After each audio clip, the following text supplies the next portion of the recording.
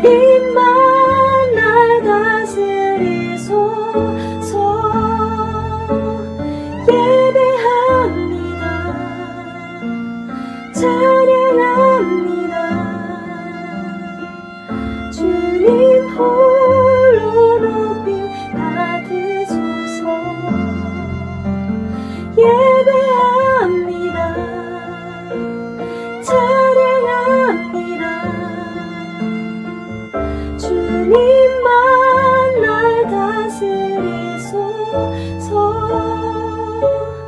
예배합니다. 찬양합니다. 주님 홀로 높임 받으소서. 주님 홀로 높임 받으소서. 주님 홀로 높임 받으소서.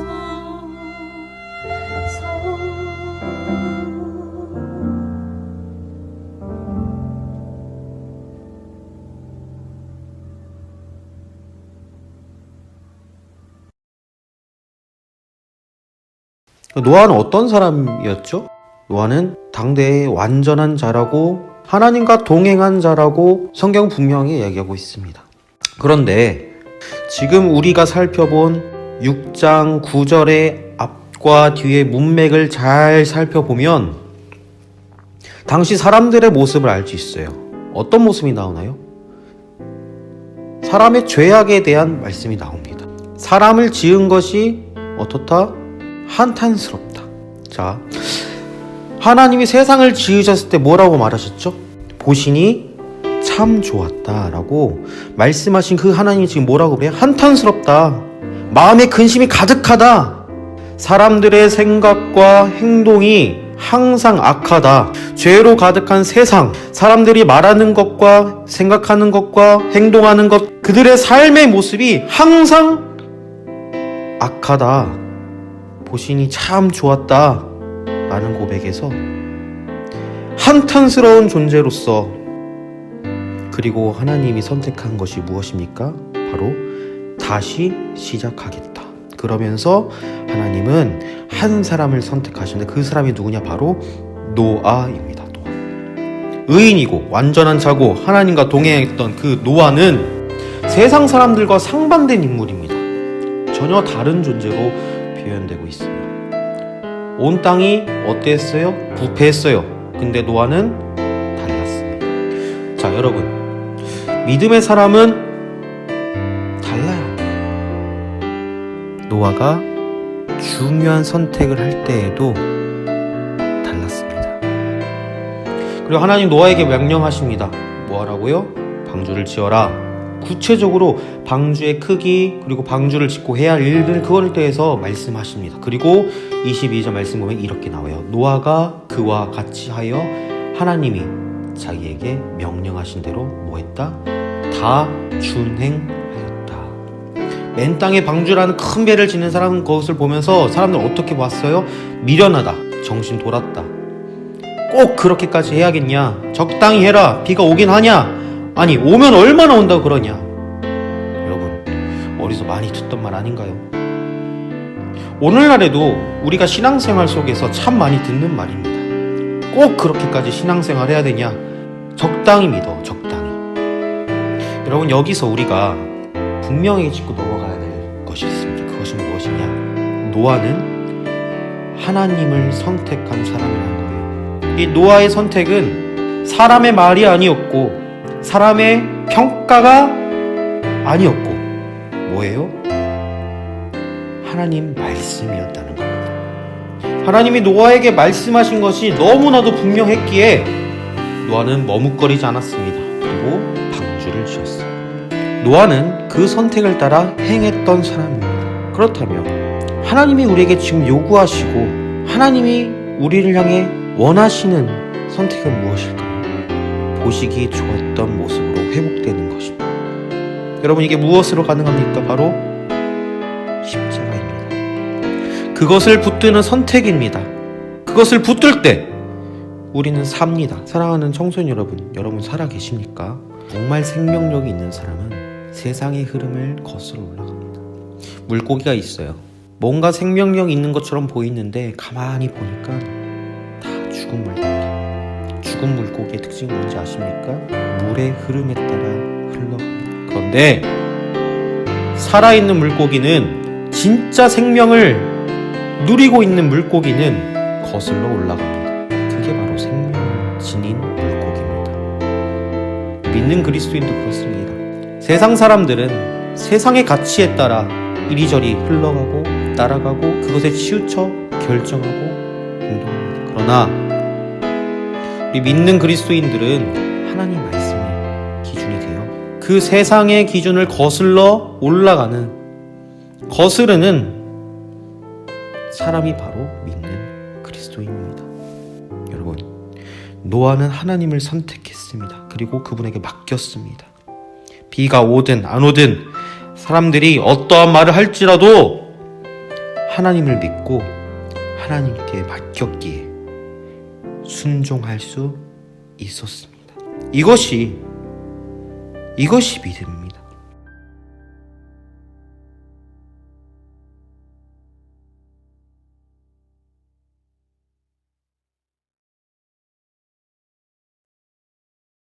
수정교회도 아마 주일 예배를 이렇게 하는 거가 거의 창립 후 처음이죠. 예, 창립 후 처음일 건데.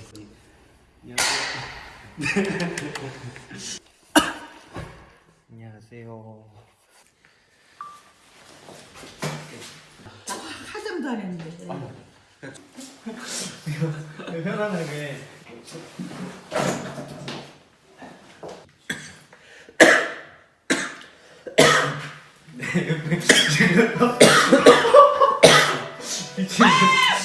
저는 이제 매일 이제 온도계로 이제 체온을 체크하고 있습니다. 왜냐하면 저희 집은 이제 60일 된 신생아가 있거든요. 집에 네, 단순 감기로 여러분들 이해해 주시면 감사하겠고, 수정교회도 아마 주일 예배를 이렇게 하는 거가 거의 창립 후 처음이죠. 예, 창립 후 처음일 건데. 지금 상황은 사실 참 안타깝고 어렵죠. 뭐 교회가 예배를 쉰다는 것은 여태까지 있을 수 없었던 일이었었고, 예배도 정말 전쟁에서 피난 가면서도 예배드렸던 상황인데 표정으로 말할까요?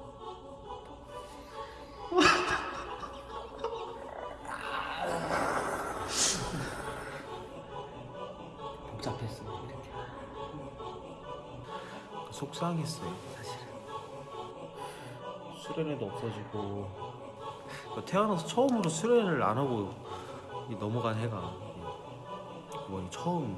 그리고 정말 초대교회부터 시작해서 일제시대까지 정말 탄압이 있었던 그 시기까지도 예배를 쉬는 것은 있을 수 없던 일이었는데, 어쩌면 정말 엄청난 결단 하에서 이렇게 교회들이 이런 결정들을 내리게 된 상황에 대해서부터 이야기를 해야 될 것 같아요. 뭐 가능한데 오셔서 예배 드려야 된다는 게 지금까지 고정관념이라면 온라인에서 어떤 반응을 일으킬까? 어떤 조치 속에서 우리가 이것을 설명해 드려야 될까? 그런 복잡함이 있었어요. 온 성도들이 이렇게 이야기를 들어보니까 많이 마음이 아팠다고 그러더라고요. 그래서 예배 그렇게. 온라인 예배를 드리다 보니까 먼저는 마음이 많이 아팠어요. 그리고 또 이렇게 예배 속에서 우리가 정말 느끼지 못했던 걸 다시 한번 느끼게 됐어요. 예배를 늘 드릴 때는 그냥 뭐 예배 드린다 이렇게 했는데 온라인 예배를 드리다 보니까 이럴 수도 있구나. 여태까지 한 번도 경험하지 못한 그런 경험을 했고, 이번 주 주일날 이제 교회 예배당 딱 들어가면서 텅 빈 예배당을 보면서 참 마음이 아팠습니다. 왜냐하면 이렇게 주일에 한 번만 근근히 예배에 나와서 드리는 분들도 있을 건데, 그분들의 예배가 제대로 세워질까? 그분들이 예배를 드리실까? 그때부터 사실 되게 많이 불안했어요. 지금 그거 한 번 쉼으로 인해서 연약한 믿음을 가지고 있던 사람들은 왠지 떠날 것 같고, 이런 불안한 마음들이 더 많이 있었던 거예요. 근데 그 상황 가운데서 이 코로나 사태를 먼저 이야기하자면 뭐 많은 얘기를 할 수 있는데 신앙적인 측면에서 생각했을 때 마지막 때에 대한 묵상, 종말론에 대한 묵상이 좀 더 많이 되는 시기가 아닌가. 예배를 드리고 싶지만 드릴 수 없고 모이고 싶지만 모일 수 없고 마지막 때에 우리가 정말 마음을 잘 쏟아서 예배 드릴 수 있어야 되겠구나. 하나님께서 이 시대에 그리고 나에게 그리고 우리 교회에게 우리 한국교회 우리 모든 공동체에게 원하시는 것이 무엇인지. 예배를 사실 쉬운 것은 아니죠. 우리 온라인 예배를 드리는 것인데 일제시대나 초대교회 때는 우리의 신앙 그리고 하나님 앞에서의 신앙을 생각할 때 우리가 우리의 생명을 걸고 드렸던, 그때는 정말 자기 목에 칼이 들어오고 자기가 십자가에 달려고 그렇게 예배를 드렸던 시대가 그 시대였는데, 근데 지금 이 상황에서 우리가 목숨 걸고 예배를 어떻게든 속행하고 강행하게 된다고 했을 때 내가 받는 피해를 내가 감수할 수 있는 정도가 아니라 나로 해서 또 다른 이제 지역과 사회가 이제 그 예배를 드림으로 인해서 우리가 영적 만족을 얻는 것보다는 같이 살아가야 되는 이웃에게 어떠한 어려움들과 아픔들이 될 수 있는 거죠. 오히려 이웃의 생명을 담보로 우리의 신앙의 만족을 채우기 위한 행위로 모이는 게 될 수 있다는 거죠. 정말 고민해서 내린 결정이 온라인에서 예배를 드리게 되는 이런 상황들이 있었다라고 우리가 바라봐야 될 것 같아요. 우리 스스로도 온라인 예배를 드릴 수 있다 없다에 대한 어떤 그 가치 정립이 제대로 되어 있지 않는 이 상황은 기회이고 어떻게 보면 또 참 혼란이다라고 생각이 듭니다. 이게 가능한가? 이게 가능해? 지금은 어쩌면 강제로 이것들을 해야만 하는 상황이기 때문에 온라인 예배를 이제 이번 주일에 처음으로 드리고 토크쇼 형식으로 오후 예배도 드리고 이제 매일매일 새벽마다 이제 실시간 스트리밍으로 예배를 드리고 있는데 야, 온라인 예배가 편하고 좋다 이 생각하는 사람 별로 없을 거예요. 오히려 온라인상의 예배를 드렸을 때 우리가 함께 모였을 때가 얼마나 좋았는가 그 생각은 더 많은 겁니다. 예를 들면 그런 거예요. 이스라엘 백성들이 성전에서 예배드릴 때 그 고마움을 몰랐어요. 포로가 되어서 바벨론으로 잡혀갔습니다. 예배의 강도나 간절함은 포로로 잡혀갔을 때 훨씬 더했을 거예요. 진짜 예배는 함께 모여서 교제하는 겁니다. 예배만 아니라 성도들끼리 서로 지체됨을 확인하고 서로 식사도 커피도 나누고 함께 그 대화하고 속으로 끌어도 모이고 이게 정말로 중요한 겁니다. 그러므로 이 기간 동안에 생각하는 것이 뭐냐면 오히려 함께 모이는 예배의 중요성을 더 깊이 자각할 수 있는 기회이다. 그렇게 생각하죠. 이전까지 저도 온라인 예배 드리는 것에 대해서 그냥 부정적이었었습니다. 근데 이번에 이제 이번 주에 온라인 예배를 드리면서 온라인 예배가 정말 나쁜 게 아니구나. 근데 약 500가정 정도가 이제 접속을 했거든요. 그 통계를 따지고 보면 주일에 예배 드리는 모든 인원이 다 유튜브로 이제 예배를 봤던 거거든요. 다른 방법의 예배이지 틀린 예배가 아니구나라는 것을 깨닫게 되는 순간이었던 것 같습니다. 실시간으로 사람들이 들어온 접속자 수가 딱 보이는데 100명, 200명, 300명 그래서 510명까지 봤어요. 510명까지 막 댓글들이 올라오죠. 아멘, 아멘으로 막 그러고 감사합니다, 힘내세요. 그러면서 성도님들 자발적으로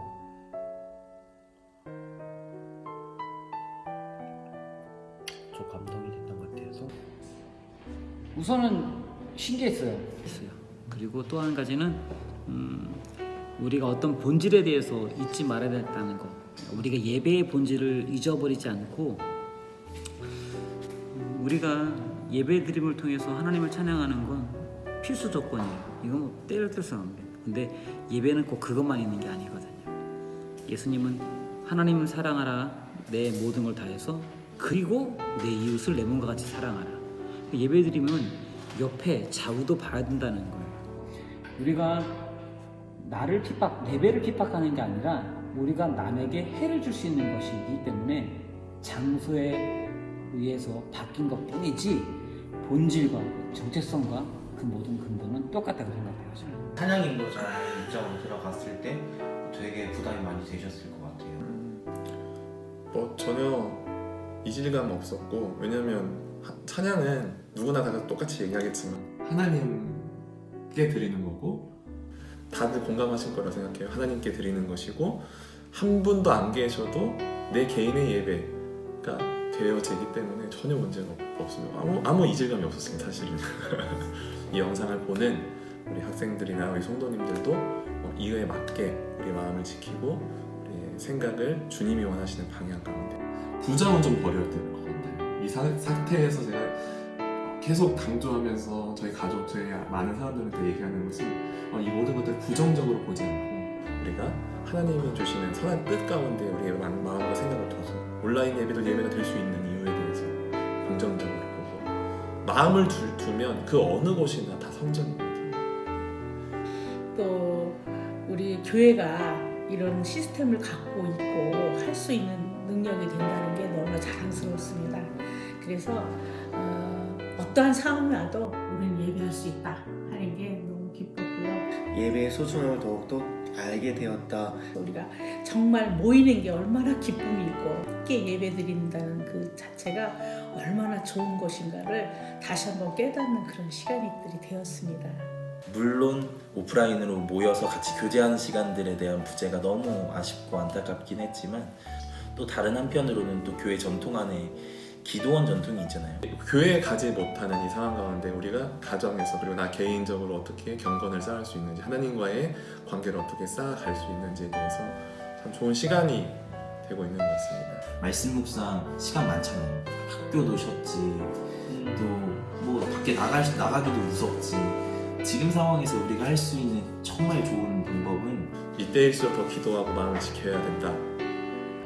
오히려 예배의 본질, 시간과 공간을 초월해서 역사하신 하나님을 경험할 수 있는 좋은 훈련의 기회가 된다 생각해서 이렇게 결정하게 된 겁니다.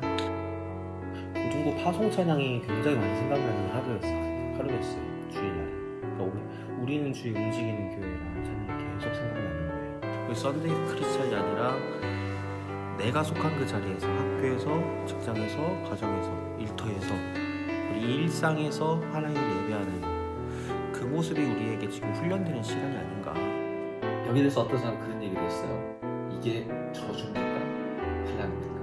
근데 그리스도인에게는 환난입니다.